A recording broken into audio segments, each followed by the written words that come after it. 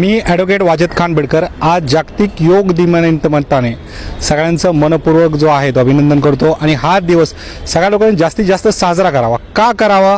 कारण आपण भारतीय आहोत आणि आपल्या भारताने योग पूर्ण जगाला दिलेला आहे. स्वामी विवेकानंद असो किंवा शून्याचा शोध लागणारा असो, हा जो योग आहे तो आपल्या भारताने दिलेला आहे.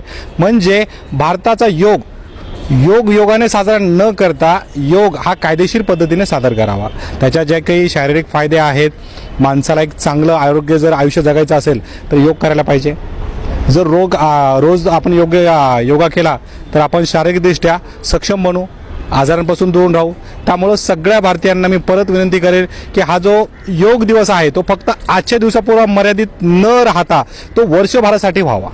मग त्याच्यात बालक असो, तरुण असो आणि वयोवृद्ध असो, सगळ्यांनी यामध्ये सहभाग घ्यावा. आणि परत जागतिक योग दिनानिमित्ताने सगळ्यांना मनपूर्वक अभिनंदन.